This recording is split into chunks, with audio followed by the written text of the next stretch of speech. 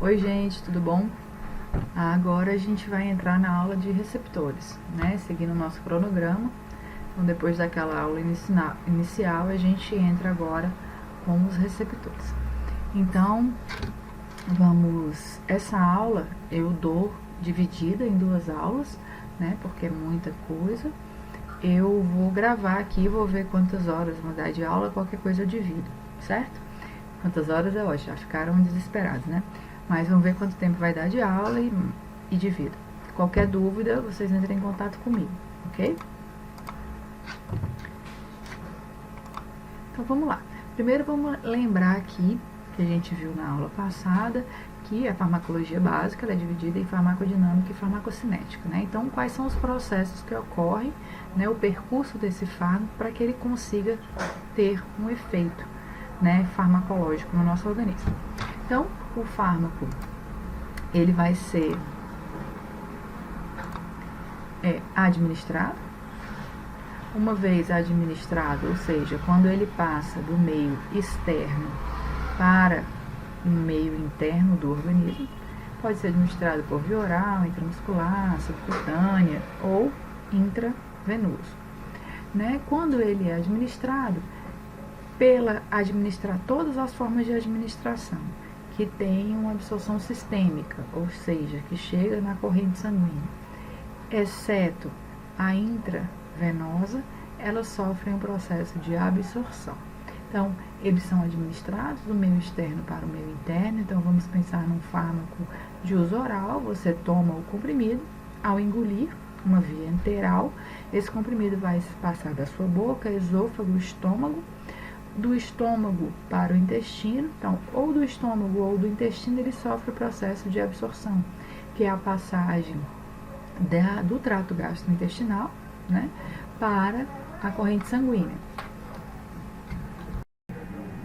Então, aí a gente tem um processo de absorção. Depois que esse fármaco ele é absorvido, o que acontece? Ele cai na nossa circulação sistêmica. Chegando na circulação sistêmica, ocorre o processo de distribuição. Nesse processo de distribuição, teoricamente, o fármaco deve chegar em todos os locais do corpo que nós temos circulação sanguínea, ok? No processo de distribuição, ele passa pelo fígado, onde ele vai ser biotransformado, ou seja, transformado em algo geralmente para melhorar a excreção, né? E depois ele vai ser excretado. Então, nesse processo, nós temos a farmacocinética, o movimento do fármaco, como ele entra até ele sair do nosso organismo. Nesse processo, quando ocorre a distribuição, que ele chega em todos os locais, a gente tem esse fármaco interagindo com o sítio, o local de ação. Quando ele interage com o local de ação, vocês lembram que a gente falou de afinidade, de efetividade, né? Ele vai, se ele for um agonista, ele vai ter afinidade pelo sítio de ação e ele vai ter uma efetividade, ou seja, vai ter um efeito nesse receptor, tendo um efeito farmacológico e uma resposta clínica. Então, esse processo de interação do fármaco com o sítio de ação, tendo um efeito farmacológico, uma resposta clínica, a gente chama de farmacodinâmica, ok? Aí, então, só para a gente lembrar, né, a ação e efeito das drogas, quando a gente fala ação e efeito das drogas é a mesma coisa. Então, a ação das drogas é a combinação da droga com o receptor. Qual é a ação da droga? A ação dela é o movimento que ela faz. A ação não é movimento, né? Então, a ação é o movimento que ela faz para se conectar. Então, é a combinação dela com o receptor. Então, tanto um agonista como um antagonista, quando eles têm afinidade, eles têm uma ação no receptor. Qual é o efeito dessas drogas? Aí depende se essa ação vai ter um efeito de ativar esse receptor ou não, né? Então, o efeito, consiste na alteração final, né, da função biológica. É a consequência da ação dessa droga. Então, quais são os tipos de efeito das drogas? Elas podem estimular um receptor, elas podem deprimir, ou seja, reduzir a atividade, estimular, aumentar a atividade. Elas podem irritar, ter um efeito lesivo sobre células, como os ácidos irritam a mucosa gástrica, por exemplo. elas podem ter um efeito de reposição, né, acrescentar uma molécula ausente ou que está deficiente no nosso organismo, e ela pode ter um efeito citotóxico, né, um efeito de destruição de células, como antibióticos e quimioterápicos, por exemplo. Então, a farmacodinâmica ela vai estudar os efeitos bioquímicos e fisiológicos dos fármacos e seus mecanismos de ação. Resumidamente, a interação do fármaco com o receptor. Quando a gente fala de interação fármaco-receptor, né, dessa ação e efeito desse fármaco sobre esse receptor, a gente pode ter um modelo que é bastante ilustrativo para que a gente entenda como é esse processo de ação e efeito. Então, por exemplo, quando eu tenho um sistema chave-fechadura, por exemplo, a gente tem uma chave que encaixa numa respectiva fechadura, né? Ali eu tenho uma ação da chave entrar nessa fechadura, né? E eu tenho depois um processo de ativação dessa fechadura. Então, se a chave gira, ela abre a porta. Eu tenho um efeito final. Então, a gente tem aí, por exemplo, um agonista. O agonista, ele tem afinidade, ele se liga, e ele tem um efeito, ele abre a porta. Então, ele se liga perfeitamente, tem uma afinidade e tem um efeito, uma resposta biológica. Alguns fármacos não têm essa afinidade perfeita. Essa afinidade, ela é modificada. Essa afinidade é parcial. Mas ele causa um efeito, né, no receptor. Então, por exemplo, quando você não consegue abrir essa fechadura, né, tem um mito lá do MacGyver que usa um grampo de cabelo para conseguir abrir a porta. Você consegue conectar, você tem afinidade, esse grampo conecta lá na maçaneta, né, na fechadura, mas e ele consegue girar, tem um efeito parcial. Esse giro é completo? Esse giro ele é 100%? Às vezes não, né? Então, mesmo assim, ele tem uma afinidade menor, né? E tem uma resposta biológica que pode ser menor ou igual, ok? Mas se a gente tem uma chave que não tem nada a ver com a fechadura, essa chave não vai conseguir entrar, então ela não tem afinidade nenhuma. Ou ela entra e não sai mais, né? Exatamente porque ela não tinha essa afinidade. Então, nós podemos chamá-lo de antagonista. Ela entra aqui, né? Ela entra forçadamente, ela tem uma afinidade forçada aí no local, ou ela pode até, algumas chaves entram perfeitamente, mas você não consegue girar, né? Você não consegue girar de jeito nenhum. Então, esse é um antagonista. Ele se conecta, ele tem uma certa afinidade pelo receptor, mas ele não tem uma resposta biológica. Então, o antagonista não é que ele cause uma resposta negativa, ele não vai causar resposta negativa. Ele impede, ele ocupa o local e impede que o agonista natural consiga ter uma afinidade por esse local. Então, é como se você pegasse uma chave e quebrasse a chave dentro da fechadura.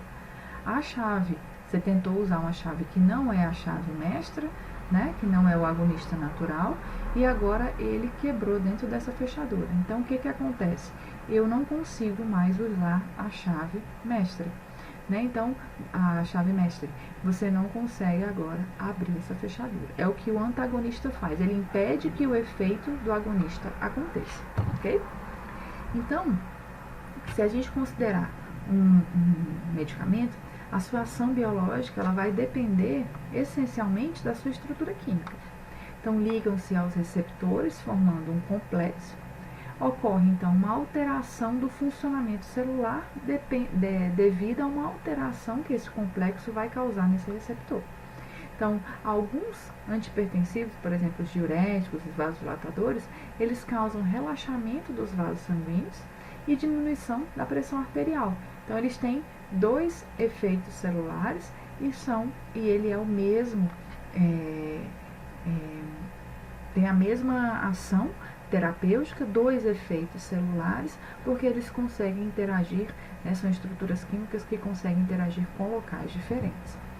Então, quando a gente vai estudar a farmacodinâmica, a interação fármaco-receptor, a gente tem que entender como ocorre essa movimentação, como é a cinética dessa interação desse fármaco-receptor. Então, existe a teoria da ocupação de Clark, que foi uma teoria desenvolvida em 1933, que ela diz que quando nós temos, a gente tem que imaginar uma célula. Vamos lá, vou tentar desenhar uma célula, hein, gente? A gente imagina aqui uma célula.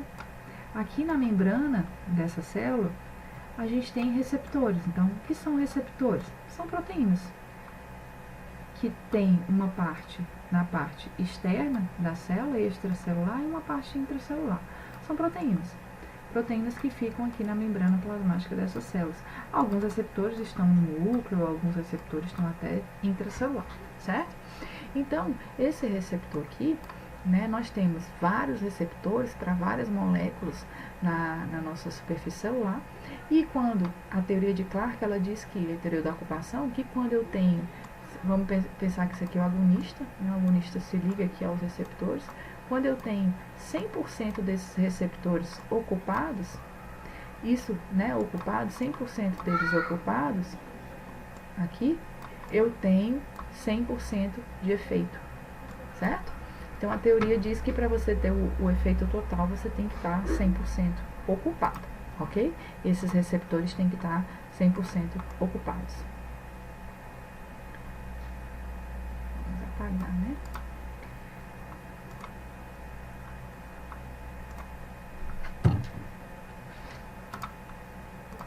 Então, vamos agora tentar diferenciar a especificidade, que é a afinidade, de eficácia. Né? Então, a gente viu que para interagir com o receptor, eu preciso de ser específico para aquele receptor, de ter uma afinidade por aquele receptor. Né? Então, um agonista tem uma afinidade, a gente viu que o agonista pleno tem uma atividade, a gente viu que o agonista parcial ou modificado também tem afinidade, e a gente viu que o antagonista também. Então, a afinidade é a tendência do fármaco, da substância, da droga, de se ligar a um tipo de receptor. Então, essa afinidade vai fazer com que ele consiga se ligar. Então, a afinidade é especificidade. O quão específico aquele fármaco é para se ligar a esse receptor. Mas nem sempre que ele se liga, ele vai ter uma eficácia, ou seja, um efeito, ou seja, uma afinidade intrínseca. Né? A afinidade intrínseca ou eficácia é, uma vez essa droga ligada a esse receptor, eu tenho a tendência dessa substância produzir um efeito. Né? Então, essa substância ativa de alguma forma esse receptor, ok? Então, a eficácia é o efeito máximo que uma droga pode produzir. Então, a droga se liga ao receptor, o efeito máximo nós chamamos de agonista pleno, agonista total, agonista natural. Efeito parcial é o agonista parcial, o agonista modificado. E nenhum efeito é o antagonista. Todos eles, lembrando que eles têm uma afinidade, eles são específicos para aquele receptor, eles se ligam, né, são atraídos naquele receptor, mas somente os agonistas têm algum efeito, né, tem uma afinidade intrínseca, uma eficácia no receptor. O que é potência? Potência é a concentração, ela é determinada para dizer o quão aquele fármaco está sendo eficaz. Né? Então, a concentração efetiva 50, a CS50, vocês vão encontrar em vários livros, ela é utilizada para determinar a potência de um fármaco. Então, ela diz que a concentração onde eu vou ter, é a concentração usada de um fármaco, onde eu vou ter 50% da sua resposta máxima. Né? Então, a concentração de 100 miligramas, por exemplo, é uma concentração que vai produzir 50% do efeito que eu desejo. Ok? Então, essa é a CS50. Teoricamente, se você usar 200 miligramas, você vai ter 100% da resposta máxima. Ok? Então, a potência é a concentração que lhe dá a resposta máxima, e ela é calculada através da CS50. Então aqui a gente tem, por exemplo, uns gráficos mostrando a diferença entre potência e eficácia, né? Então, eu tenho um fármaco X, eu tenho um fármaco Y, né? Eles são agonistas, ou seja, eles têm afinidade pelo receptor, eles têm a mesma resposta terapêutica, então se o fármaco X ele é administrado e ele vai chegar a 100% da sua eficácia e vai ter uma resposta terapêutica. O fármaco Y também. Qual a diferença entre o fármaco X e o fármaco Y?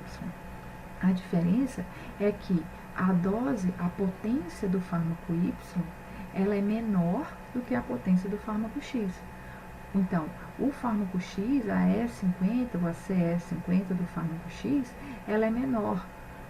Eu preciso de uma dose menor desse fármaco para eu já ter 50% do efeito máximo, ok? O fármaco Y eu preciso de uma dose maior, ok? Então você pensa que aqui é uns 50 miligramas, aqui uns 100 miligramas, 200. Eu preciso de uma dose maior desse fármaco para que ele tenha 50% da sua eficácia, certo? Do seu efeito máximo. Isso quer dizer que esse fármaco é melhor do que esse? Não, certo? Isso não quer dizer que um fármaco é melhor que o outro, porque os dois vão atingir a potência, ok? A mesma resposta terapêutica, a potência de 100%, se você utilizar na miligrama correta. Então, a eficácia, isso é a potência relativa, né? Quando você compara dois fármacos, você quer comparar a potência. A eficácia relativa. Então, a eficácia relativa eu tenho dois fármacos, né? E um fármaco atinge a resposta máxima e o outro fármaco não atinge. Então, a resposta terapêutica aqui do fármaco X, ela é superior na mesma dose à resposta terapêutica do fármaco Y. Então, você administra a mesma dose, o fármaco X, ele atinge a eficácia, né, quase 100%, e o fármaco Y não atinge. Então, eles têm uma eficácia relativa. A resposta terapêutica de X é maior que de Y. Aqui, a gente pode também olhar a resposta terapêutica, né? Então, eu tenho um fármaco A, né? Aqui é a concentração do fármaco, um fármaco A e um fármaco B, certo? Então, a gente observa que o fármaco A, ele precisa, né? Eles têm a mesma resposta, resposta terapêutica, mas eu preciso de uma dose menor do fármaco A do que a do fármaco B, né, para atingir essa mesma dose. Então, eu estou comparando a potência desses fármacos, ok? Então, isso aqui a gente viu lá na primeira aula, né? Então, só para a gente lembrar que o agonista, a droga A aqui é o agonista, quando ele interage, ele tem uma afinidade pelo receptor, então ele interage com esse receptor. Quando ele interage com esse receptor, ele causa uma ativação desse receptor, ele causa um efeito nesse receptor, causando uma resposta.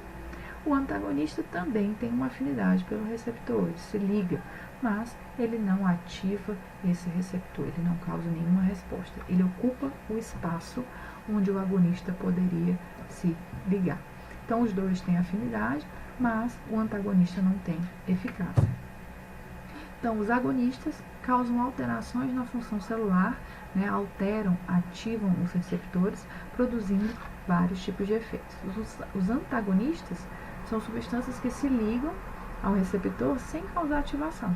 Ele simplesmente impede a ligação do agonista, certo? Então, eles impedem o efeito terapêutico. Eles não causam um efeito deletério, certo? Inibitório. Eles causam um efeito inibitório não, eles não causam um efeito negativo, certo? Eles causam exatamente a inibição do efeito positivo, né, de ativação daquele receptor.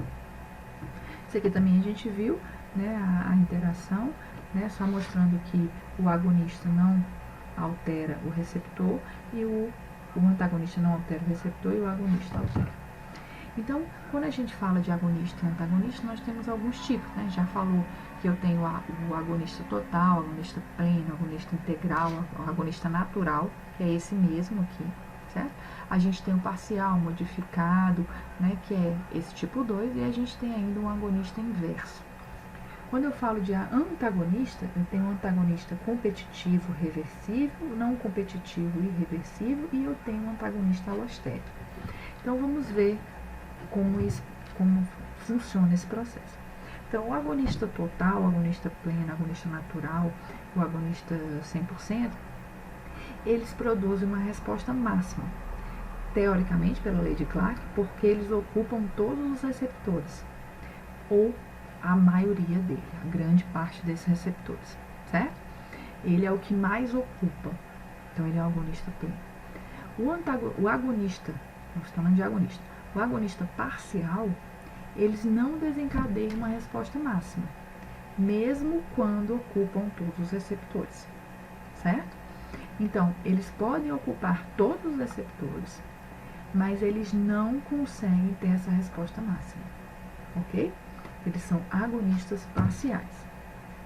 Então, esse agonista parcial, pleno, parcial não, integral, pleno, total, ele tem afinidade e ele tem uma eficácia máxima, ou seja, uma afinidade intrínseca máxima.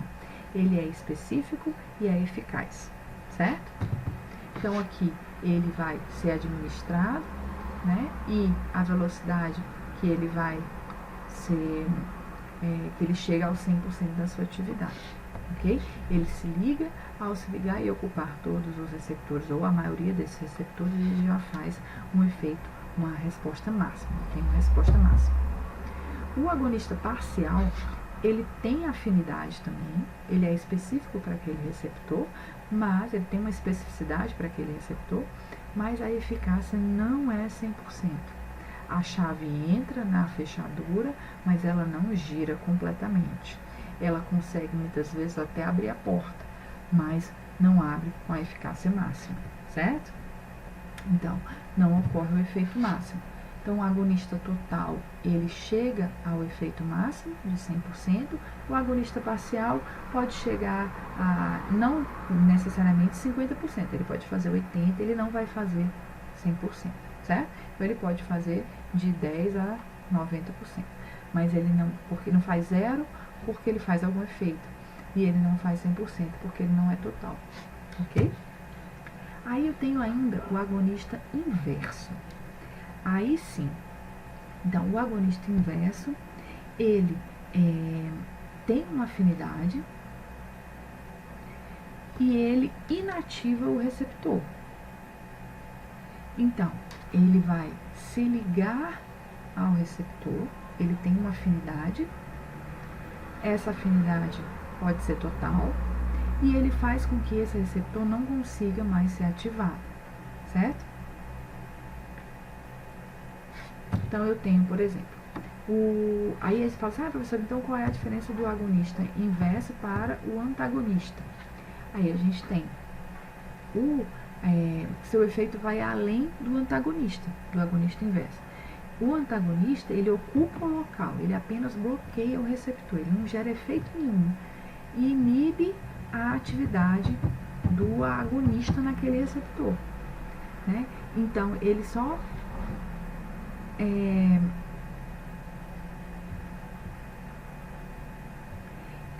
ocupa, o antagonista, ele só ocupa o espaço do receptor. Ele vai lá e ocupa o espaço, né? A chave quebrou dentro da fechadura, você não consegue fazer mais nada, ele ocupou o espaço.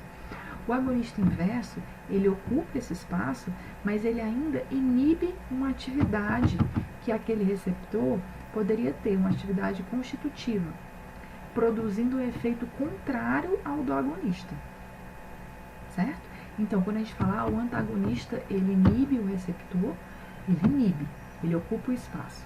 Agora, o agonista inverso, ele ocupa o receptor e ainda causa um efeito contrário do que o agonista causaria, ok?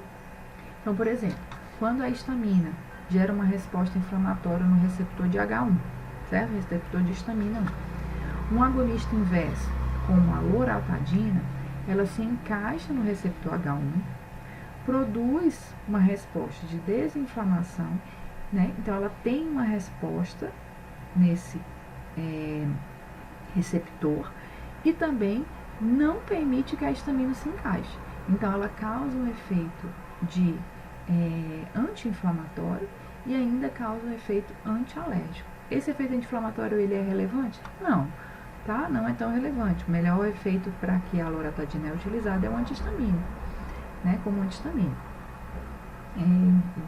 antialérgico, né? Então, muitos medicamentos, eles originalmente considerados apenas antagonistas, eles podem revelar uma ação de agonista inverso. Então, o agonista inverso, ele tem afinidade pelo receptor, vai lá, ocupa o espaço, assim como o antagonista, mas ele ainda é capaz de causar algum efeito contrário ao efeito que o agonista causaria, certo? A histamina, quando ela é liberada, que ela se liga aos seus receptores, né, ela causa, ela também ela é vasodilatadora no processo inflamatório. Então, ela tem um processo ainda, ela tem uma vertente aí no processo inflamatório, né, no processo alérgico, inflamatório, que está tudo envolvido. Então, deu para entender a diferença de agonista inverso e antagonista, né? Então, agora a gente vai falar dos antagonistas, só dos antagonistas.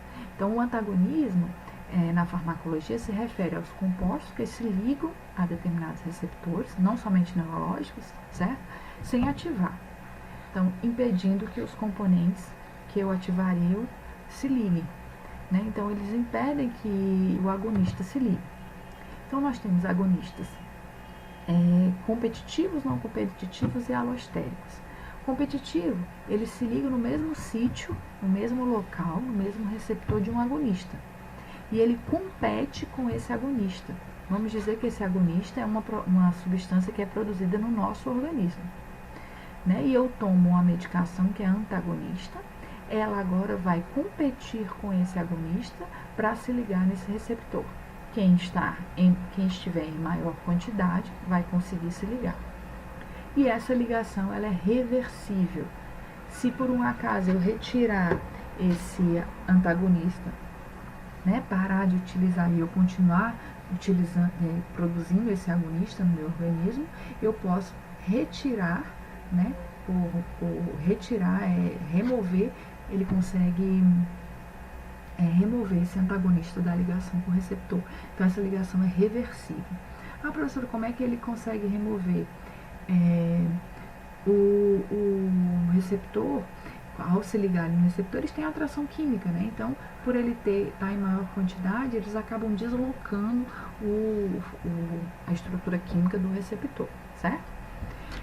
O antagonista não competitivo, como eles não competem, não adianta ter maior quantidade, né? Eles não vão competir com o agonista. Eles simplesmente se ligam no mesmo sítio e, como eles não competem, essa ligação é irreversível. Uma vez que eles se ligam, eles não se desligam mais. Então, ele só vai sair daquele local quando esse receptor tiver um fim da vida útil dele. Então, o receptor é proteína, a proteína tem um tempo de vida. Quando essa proteína morre, né, quando ela acabou, ela vai sofrer uma apoptose, vai sair dali, esse antagonista vai sair, certo? Então, eu tenho um antagonista competitivo, ele é reversível, eles competem. Quem tiver em maior quantidade ganha o local no receptor. Não competitivo, eles não competem. Então, você vai utilizar, ele vai lá, ele vai ter uma afinidade pelo receptor, vai se conectar e ele não sai mais. Independente se o antagonista está sendo produzido 1000 vezes mais, certo? O antagonista alostérico é quando eles não têm afinidade pelo local onde o agonista se liga. Eles se ligam em um outro local do receptor, tá? Eles conseguem se ligar na superfície do receptor, em um outro local. Eles alteram a estrutura conformacional desse receptor e impedem que o agonista se ligue nele, certo? Então, eles, de alguma forma, eles se ligam no receptor. Então, aqui, o alostérico, eu tenho aqui o local de ligação, é esse, do receptor, né? Então, o agonista, ele se liga aqui, ativa o receptor e eu tenho um efeito. O antagonista alostérico, ele se liga em outro local. Isso faz com que essa estrutura do receptor mude a sua conformação e impede agora que essa afinidade seja perfeita, altera essa afinidade máxima, né, essa eficácia e afinidade, né, afinidade e afinidade intrínseca desse agonista. Então esse agonista agora não consegue se ligar, mesmo o local de ligação estando livre, certo? Então o competitivo, o antagonista e o antagonista, que é o inibidor, e o agonista competem pelo mesmo local, né? Então quem tiver em maior quantidade vai se ligar ao receptor. O irreversível, ele se liga e impede que o agonista se ligue. E o alostérico, ele se liga em um local diferente e também impede que o agonista agora não consegue mais entrar no espaçozinho, ok? Então, os agonistas competitivos, eles são reversíveis, eles têm afinidade, não têm eficácia nenhuma, eles não causam efeito nenhum no receptor, eles só ocupam espaço. Então, eu consigo aumentar a quantidade do agonista e deslocar o antagonista, certo? Quando ele for competitivo. Quando a gente tem, né? Então, aqui eu tenho o agonista, né? Se liga, tem 100% da ação. O que o antagonista faz? Eles competem e ele agora se liga e impede que o agonista se conecte, ok? O não competitivo ou irreversível, ele tem afinidade também, mas também não tem eficácia. Então, ele se liga ao receptor, né? Então, aqui o agonista, eles não vão competir, você tem uma dose que você usa, ele vai, se liga e impede que o agonista consiga se conectar. Ocupa espaço. Então, a diferença do competitivo reversível para o não competitivo e reversível, né? Então, os dois, o agonista e o antagonista competitivo, eles vão competir pelo local de ligação e ganha quem tiver maior concentração, né? Vão competir pelo receptor. O irreversível, não competitivo, você dá uma dose, né? E ele já desloca, né? Ele impede que o agonista se ligue, ele não desloca, certo? Ele impede que o agonista se ligue ao receptor. E o alostérico? O alostérico também tem afinidade? Tem. Ele não tem afinidade pelo local exato que o agonista pleno se encaixa, mas ele tem uma afinidade por aquele receptor. Então, ele se liga em outro local do receptor, que não é o local onde o agonista se encaixa, muda a conformação, né, a estrutura conformacional desse receptor e impede agora que esse agonista se ligue. Também não tem eficácia. Quem é que tem eficácia, causando um efeito diferente do agonista? O agonista inverso, ok? O agonista inverso, ele vai ter alguma eficácia, mas essa eficácia ela é o contrário do efeito que o agonista pleno faria, ok? Então, aqui nós temos o alostérico, que também bloqueia, né, em algum ponto e faz com que o agonista não consiga interagir. Então, essa parte era para a gente entender os conceitos de agonista, de antagonista, o que é ação, o que é efeito, para quando eu estiver falando o efeito do fármaco, a ação do fármaco, vocês conseguirem entender. Esses conceitos de agonista e antagonista têm que estar bem claros, certo? Para facilitar seu entendimento. Então, como o efeito pode ser gerado em um local específico do nosso corpo?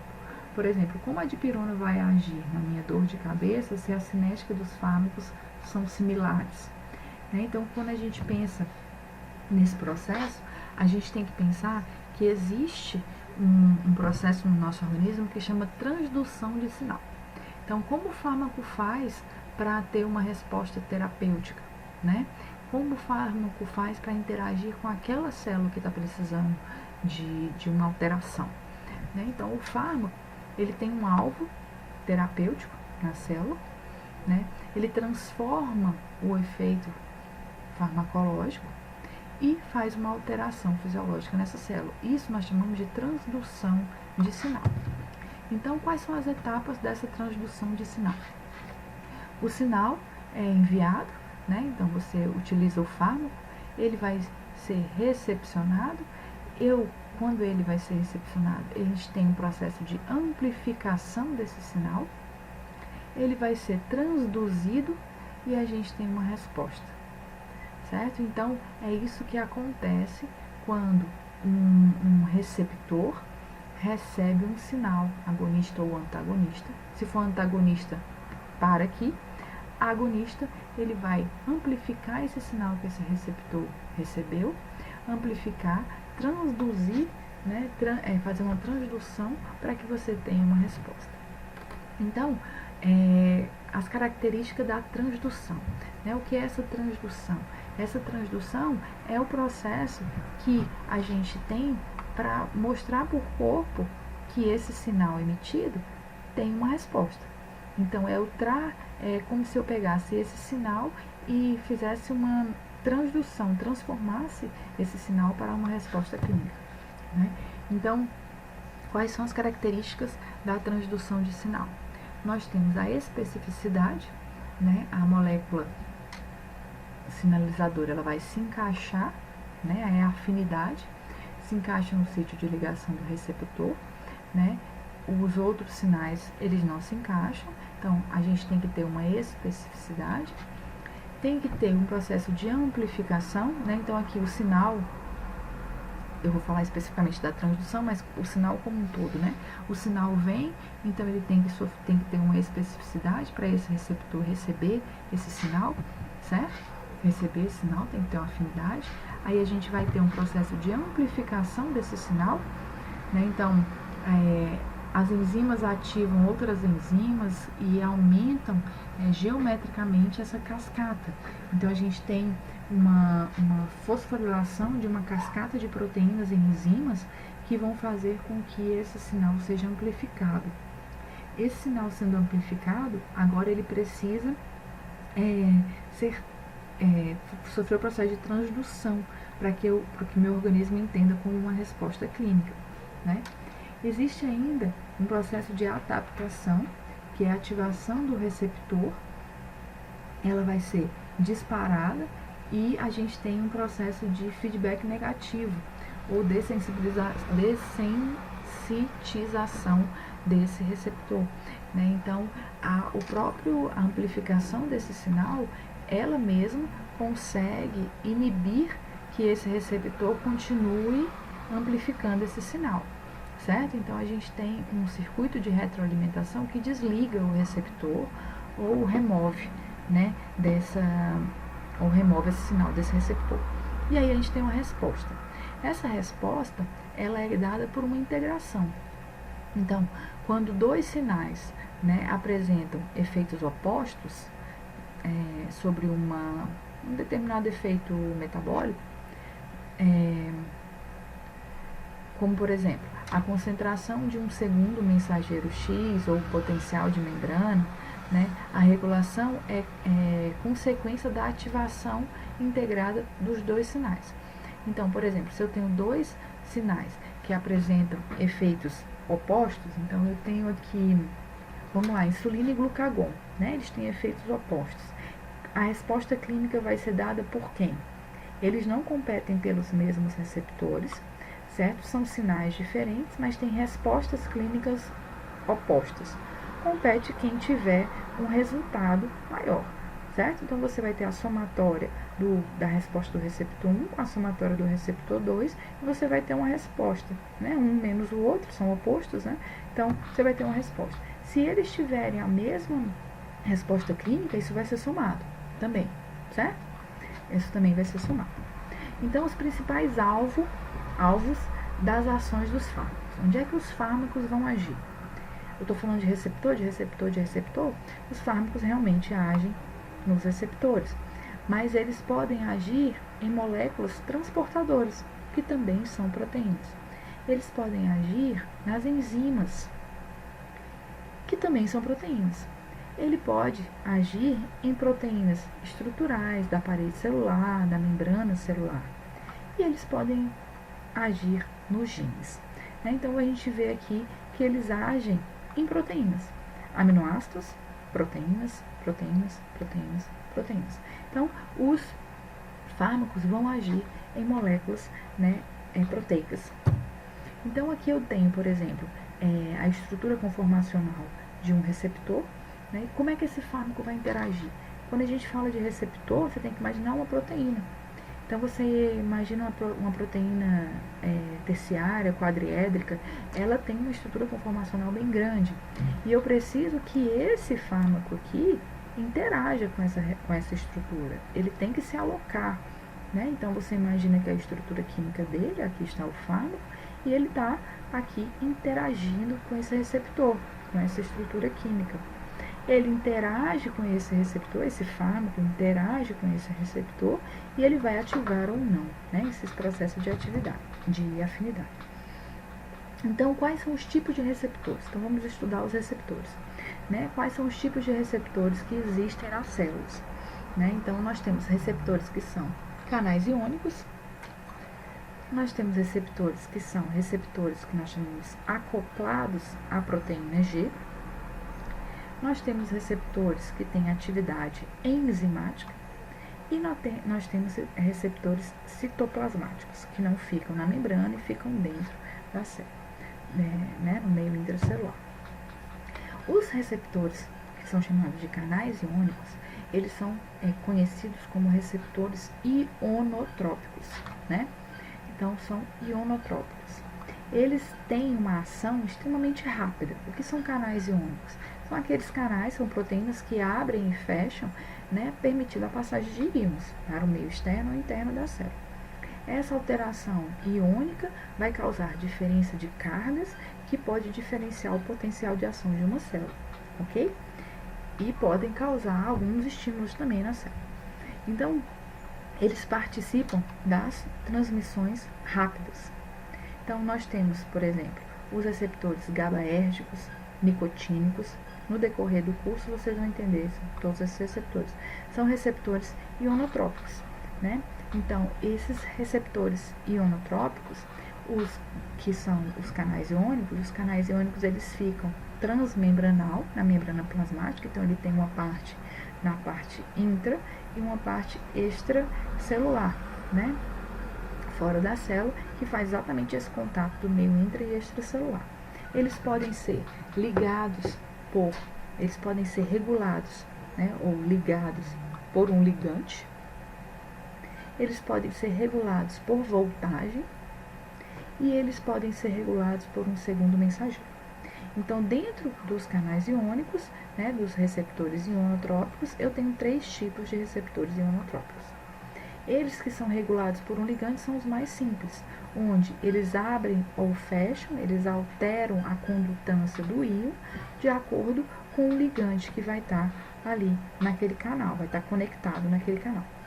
Os regulados por voltagem, eles alteram a abertura e o fechamento, a condutância iônica, quando você tem uma alteração da voltagem, né, da passagem aí do potencial de ação. E os que são regulados por segundo mensageiro, eles precisam da ativação de um segundo mensageiro para que eles tenham alguma ação de abertura ou fechamento. Então, eles vão precisar de um ligante que se ligue no canal, que vai ativar uma proteína G que está acoplada a esse canal, e aí essa proteína G ativa um segundo mensageiro que aí vai regular o que vai acontecer com alterar a condutância iônica desse canal, ok? Então, os canais iônicos ativados por ligante. Então, eu tenho aqui um canal iônico que é ativado pela acetilcolina. A acetilcolina se liga aqui nesse local. Ao se ligar nesse local, ela abre ou fecha um canal, certo? Ela vai alterar esse canal, a abertura, a condutância dos íons. Eu tenho um outro que é ligado por ligante, o receptor nicotínico, que é responsável pela contração muscular, da acetilcolina, que a gente estava vendo. Ele precisa de 2 moléculas de acetilcolina, certo? Para que ele altere a condutância do canal. Então, os canais iônicos ativados por ligante, eu preciso que esse ligante esteja conectado nesse canal para que eu altere a condutância do íon, certo? Então, aqui é um exemplo de um receptor nicotínico de acetilcolina. Quando ele é voltagem dependente, ele depende da passagem de um potencial, da despolarização, da hiperpolarização, repolarização desse canal. Então, os canais de sódio, tem alguns canais de sódio que são ativados por voltagem. Então, quando ocorre o processo de despolarização, ou seja, a passagem do potencial de ação, eu tenho a abertura desses canais de sódio e eu tenho uma condutância do sódio, né? Eu tenho alteração da condutância. Então, eu preciso que ocorra essa despolarização para que eu abra o canal. Quando ocorre a hiperpolarização da membrana, esse canal se fecha, certo? Então, ele depende de uma voltagem de íons, da presença de íons que vão passar aqui na membrana celular. Né? Então, os voltagem dependente, né, a droga, ela precisa, ela vai interagir com o canal, né? Então a droga vai interagir com esse canal, mas ele precisa da voltagem para que ocorra a passagem. São canais iônicos voltagem dependentes, então eles precisam que ocorra a alteração dessa voltagem para que eu tenha a alteração do fluxo de íons, né? Então a droga ela não age tampando esse canal, né, bloqueando. Ela muda a forma do receptor e os íons não conseguem se ligar, no caso de um antagonista, por exemplo, certo? Então ele causa um efeito alostérico. Os canais iônicos que são ativados por uma proteína G. O que é a proteína G? A proteína G é essa moléculazinha aqui. Ela é formada por 3 subunidades, alfa, beta e gama, e ela precisa de a fonte de energia dela é o GTP. Então, quando ela é ativada, essa proteína G, ela está aqui também na parte intracelular, na membrana. Quando eu tenho o receptor, o agonista se ligando ao receptor, esse receptor, ele só vai ser ativado alterando esse canal quando a proteína G foi ativada. Então, eu preciso de uma ativação de um segundo mensageiro para que eu tenha uma alteração desse canal, certo? Então, o agonista tem que se ligar ao receptor. Ao se ligar ao receptor, ele ativa uma proteína G. Essa proteína G vai ativar um segundo mensageiro, que pode ser, por exemplo, AMP cíclico, e esse segundo mensageiro vai alterar a abertura desses canais iônicos, ok? E a gente tem agora um segundo tipo de receptor. Então, a gente falou dos canais iônicos, que nós temos 3 tipos, e agora a gente tem os receptores enzimáticos. Temos o receptor tirosina quinase, guanilil ciclase, são receptores enzimáticos, né? Então, ocorre uma interação do ligante, do agonista, né, que vai ativar uma atividade de enzima, de fosforilação, né, uma atividade de quinase. Então, essa atividade de fosforilação aqui vai ativar uma cascata de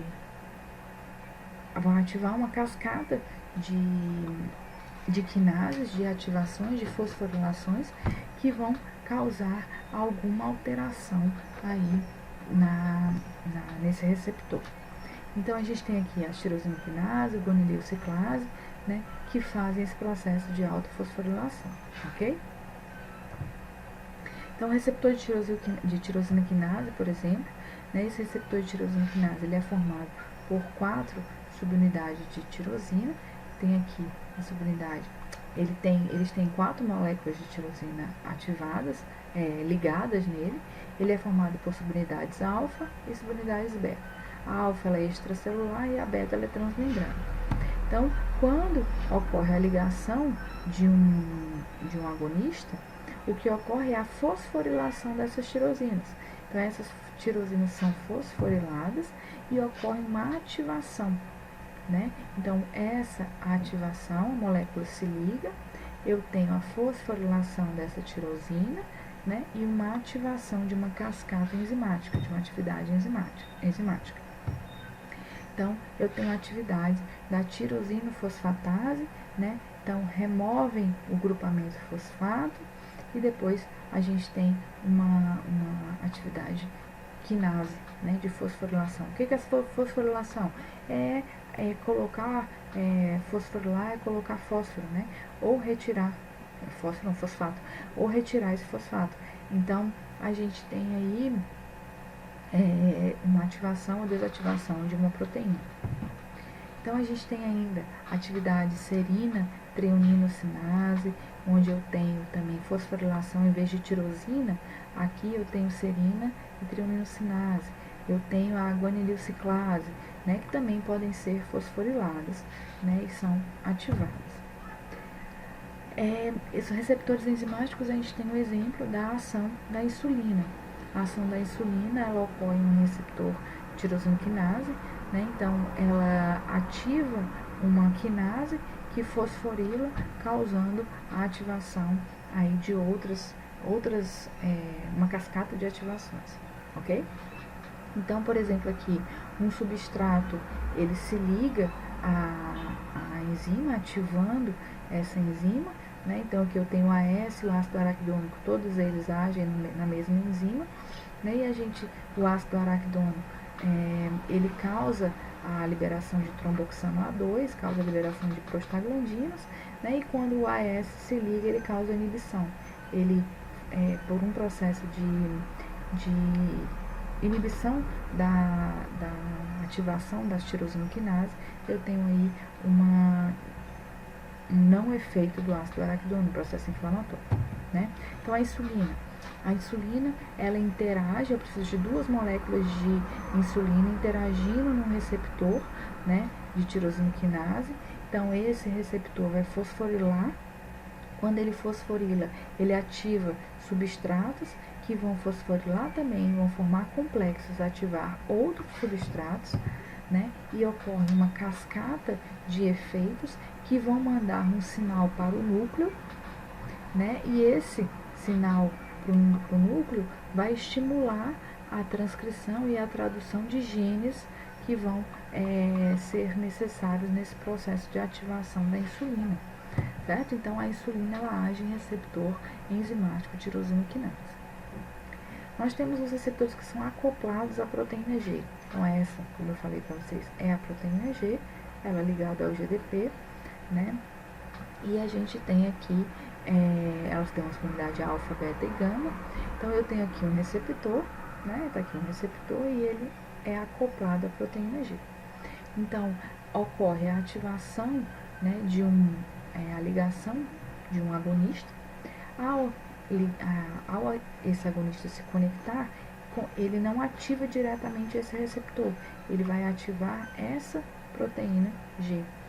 Quando ele ativa essa proteína G então vai ativar um segundo mensageiro, daqui a proteína G, né? Então, o substrato se liga ao receptor, ativa a proteína G, que ativa um substrato que vai, então, desempenhar alguma função naquela célula. Né? Então, para a proteína G ser ativada, o que é necessário? É necessário eu ter o GDP, né? Eu perco um fosfato, né? Eu ganho um fosfato, ocorre uma fosforilação, né? GDP, guanizil de fosfato para guanizil trifosfato. A gente ganha um fosfato, então ele é ativado, eu troco o GDP por GTP. Então, ligação do agonista, ativação da proteína G, né? Então, o GTP agora ativei, né? Essa subunidade alfa, ela se desconecta do receptor, né? Então, aqui eu tinha alfa, beta e gama conectada ao GDP, conectada ao receptor, se ligou aqui um agonista, ativei a proteína G, então eu tenho GTP agora. Quando eu ativei, o que ocorre? Essa subunidade alfa, que agora está ativa, vai se ligar a um segundo mensageiro, que é o efetor. Ele que vai ser responsável pelo efeito que esse agonista está causando nesse receptor aqui, certo? Então, aqui eu tenho de novo a proteína G, tem um receptor, está acoplado aqui. Quando ele é ativado, eu tenho a troca do GDP por GTP, essa subunidade alfa migra e ativa esse efetor, que pode ser um canal iônico, pode ser uma enzima, outra proteína, um segundo mensageiro. Então, tá ali, eu tenho um agonista se ligando ao receptor, proteína G está aqui acoplada, inativa, né, agonosina de fosfato, guanizil de fosfato inativo. Quando o agonista se ligou, eu ativo essa proteína G. Ativei, agora eu tenho GTP, guanizil trifosfato. O GTP agora ativado, eu vou ter uma quebra da proteína G e a subunidade alfa agora migra e ela vai atingir um efetor, né, uma outra subunidade, que pode ser um enzima, um canal iônico, uma proteína, que aí essa subunidade ativada, né, ela vai agora, essa subunidade aqui vai ser responsável pelo efeito, certo? Então, essa subunidade beta e gama fica como se fosse armazenada, e quando ocorre a inativação, que esse agonista sai, elas voltam à conformação e a subunidade alfa volta para a subunidade beta-gama e a gente tem a troca do GTP pelo GDP, ok? Quais são os tipos de proteína G? Nós temos proteína G estimulatória, inibitória, proteína G0, proteína GQ, proteína 12 e 13, certo? Então, a proteína estimulatória, ela geralmente ativa canais de cálcio. Ela ativa a adenililciclase, é o segundo mensageiro. A inibitória, ela ativa canais de potássio, então ela inibe a adenililciclase. Então, estimulatória e inibitória agem no mesmo segundo mensageiro, adenilaciclase, adenililciclase, só que uma ativa canais de cálcio e a outra ativa canais de potássio, inibindo. A proteína G0, ela inibe canal de cálcio por outro segundo mensageiro, a GQ ativa a fosfolipase C e a 12-13 ela tem algumas interações com alguns íons, certo? A gente não vai aprofundar. Então, proteína G inibitória, proteína G estimulatória, é a mesma proteína G, ok? Elas não têm diferença. A que vai diferenciar é a ativação dela ao segundo mensageiro, é a resposta que o segundo mensageiro vai dar. Então, eu tenho aqui uma proteína G, a G estimulatória e a inibitória age na adenilaciclase. A adenilaciclase estimula a AMP cíclico, que fosforila a proteína quinase A, que é responsável por ativar enzimas proteínas transportadoras. A proteína GQ, ela age na fosfolipase C.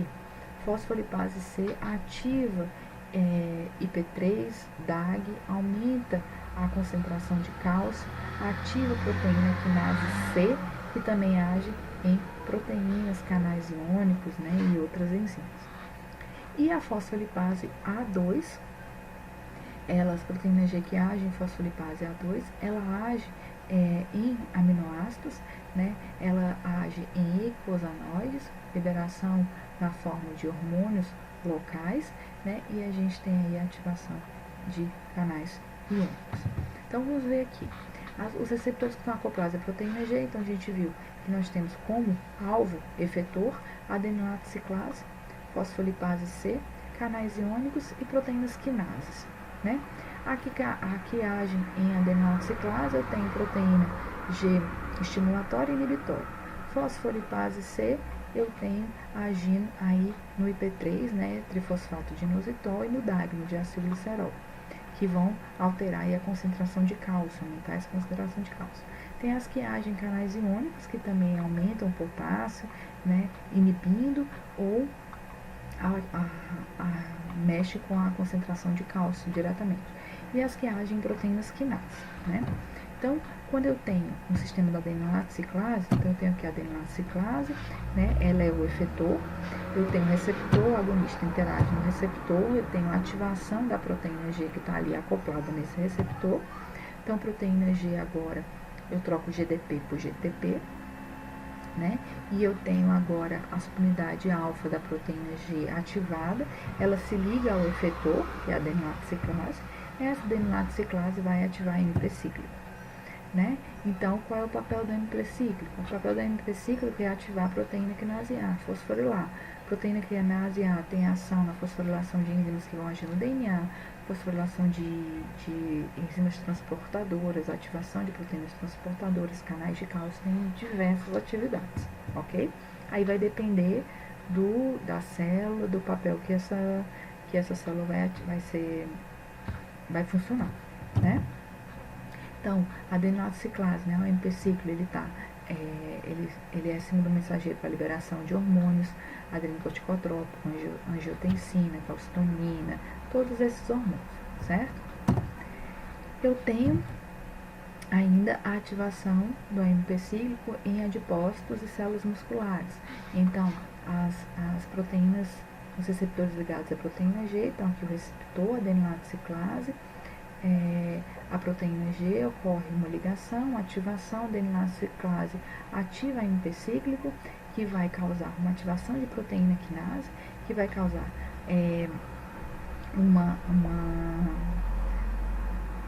como é que a gente vai? A criação de energia. Eu preciso liberar energia para o corpo. Então, eu aumento a lipólise, a quebra de energia, a lipase, né, se torna ativa. Então, a lipase estava inativa, agora ela vai ser ativada porque a proteína quinase foi ativada, né? A proteína quinase A foi ativada. Eu tenho aí uma redução da síntese de glicogênio, porque o glicogênio é a forma de armazenar, eu não estou querendo gerar energia, então eu vou ter uma redução. O glicogênio estava ativo, agora ele vai estar inativado por essa proteína quinase. Eu vou ter a fosforilase, né, inativa, que vai fazer com que eu também inative esse glicogênio, né, que eu ative a transformação desse glicogênio em glicose, né, a liberação de glicose para que você tenha energia. Então, essa é a regulação do processo de energético no organismo que é controlado por proteína G. Se por um acaso eu tiver um receptor, um antagonista, uma inibição desse receptor, eu vou ter uma inibição desse processo. Então, eu vou ter diminuição da lipólise, então eu vou ter aumento de armazenamento de gordura, aumento da síntese de glicogênio, aumento da formação de glicogênio no fígado, né? E diminuição da degradação desse glicogênio. Então, eu vou ter menos glicose na circulação e mais glicose, energia armazenada na forma de glicogênio ou na forma de lipídio. Então, a adenylato ciclase, aqui, isso aqui depois a gente vai ver detalhadamente quando a gente for ver sistema nervoso autônomo, ok? Mas elas agem em receptores do coração, diminuindo a AMP cíclico, então tem uma atividade, diminui a atividade cardíaca, receptores musculares, diminui a atividade, né, o relaxamento, dilatação. Eu tenho receptores opioides, que são receptores que agem no sistema nervoso central, fazem com que você tenha uma diminuição do processo excitatório, né, nervoso central. Como é que o AMP cíclico ele é degradado? O AMP cíclico ele é degradado através de uma enzima que chama fosfodiesterase. Então, essa fosfodiesterase, ela degrada o AMP cíclico. Alguns fármacos, algumas substâncias, como a cafeína, a teofilina, elas agem inibindo essa fosfodiesterase. Então, a fosfodiesterase é uma enzima endógena, né, que a gente produz para inibir aí o AMP cíclico, porque pra gente não ter essa ativação direta do AMP cíclico. Então, é um processo de controle da estimulação do AMP cíclico. Se ela está inibida e ele está sendo estimulado, eu vou ter um aumento desse AMP cíclico. Então, eu vou ter um aumento dos efeitos desse AMP cíclico. Então, por exemplo, se esse AMP cíclico, ele, no coração, ele diminui a atividade cardíaca, eu vou ter um aumento dele, né? Eu vou ter um aumento da atividade cardíaca, né? Se ele causa relaxamento, eu vou ter um aumento da contração. Se ele diminui a excitação do sistema nervoso central, quando ele está inibido, né? Ele vai ter, então, um aumento da excitação do sistema nervoso central, ok? Aí, quando a gente fala da proteína estimulatória, né, GS ou AGI, que age na adenylato ciclase, né, que a gente está falando de inibitório e excitatório. Então, está aqui mais uma vez, adenylato, receptor, proteína G. Nós temos o receptor, um agonista agindo nesse receptor, ativa a proteína G, GDP se transforma em GTP, subunidade alfa se desloca para o segundo mensageiro, adenylato ciclase, que vai ativar a NP cíclico, que ativa a proteína quinase, que vai causar lipose, armazenamento desse glicogênio e etc. Ok? Então, aqui, inibe a síntese de glicogênio, aumenta a quebra desse glicogênio para a liberação de glicose e tal. Então, a adrenalina é um exemplo de fármaco que age nesse receptor, aumentando aí essa contração muscular e aumentando aí o gasto. Todo esse processo de AMP cíclico, o aumento da AMP cíclico. A proteína G inibitória acontece exatamente o contrário. Então, o agonista se liga, ao se ligar, eu tenho uma inibição dessa proteína G, então eu não produzo o AMP cíclico, diminuindo o AMP cíclico, a gente tem todos aqueles efeitos que eu já mostrei. Então, mais uma vez, né, então, estimulatória e inibitória, proteína G, eu tenho alagino na adenosina ciclase, AMP cíclico, proteína quinase A. A proteína GQ é fosfolipase C. Fosfolipase C age em P3 e DAG, cálcio e proteína quinase C. E fosfolipase A2 em ácido araquidônico, né, agindo nos eicosanoides. Então, a fosfolipase C vai atuar no sistema angiotensina 2, catecolaminas, hormônios, né, de gonadotropinas, ocitocina e vasopressina, etc. Então, mesma forma, fosfolipase C, eu tenho aqui o receptor, o agonista se ligou, ativa essa proteína G, essa proteína G se liga à fosfolipase, que vai produzir diacilglicerol e triacilfosfato, que vão agir ativando a proteína quinase C, que vai fosforilar uma cadeia de outras proteínas, e ativando cálcio, aumentando a concentração de cálcio intracelular. Então, tá aqui todos os nomes que eu tinha colocado. Então, eu tenho aí uma ação da fosfolipase C na proteína Q, né?